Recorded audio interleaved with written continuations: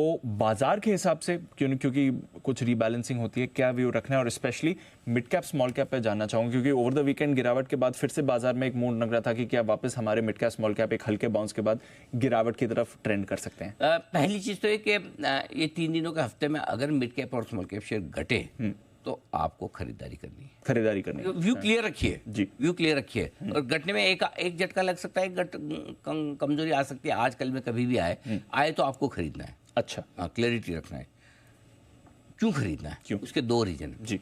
एक, वित्त वर्ष का आखिरी हफ्ता है और वित्त वर्ष के आखिरी हफ्ते में फंड्स की, लोकल फंड्स की, एफआईएस की खरीदारी चुनिंदा मिड कैप स्मॉल कैप शेयरों में आना संभव है। अच्छा। आती है। कोई HNI investors, ultra HNI investors, market के बड़े पार्टिसिपेंट्स वो खरीदे ना खरीदे, फंड्स खरीद सकते हैं, फंड्स के पास पैसे हैं। दूसरी चीज़ ये कि आमतौर पर साल के आखिरी हफ्ते में, वित्त वर्ष के आखिरी हफ्ते में एनएवी बढ़ाने के लिए आज सभी शेयर खरीदे जाते हैं। अब एनएवी बढ़ाने के हिसाब से खरीदे जाते हैं तो वो एक अच्छी बात है, लेकिन इस वक्त तो इसलिए भी खरीद सकते हैं फंड कि करेक्शन के बाद अच्छे लेवल पर अवेलेबल है।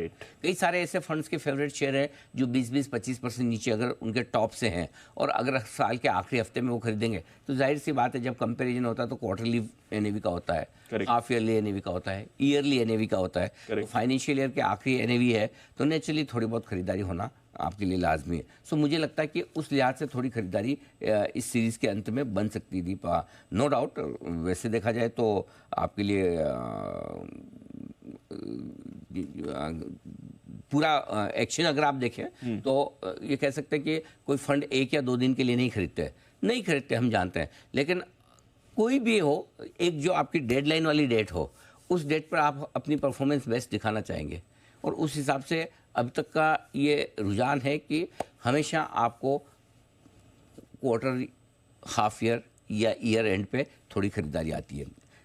अब रहा सवाल इन्वेस्टर्स का, तो हमारा व्यू क्लियर है। पिछले 7 दिन से 10 दिन से हम लगातार कह रहे हैं कि कमजोरी में खरीदना है और आपको मैंने बोला भी कि ये मौका आ गया है जब पैनिक में आप लीजिए, थोड़ा थोड़ा डालिए। वहाँ से आप पिछले 2 दिनों में देख सकते हैं रिकवरी अच्छी हुई है।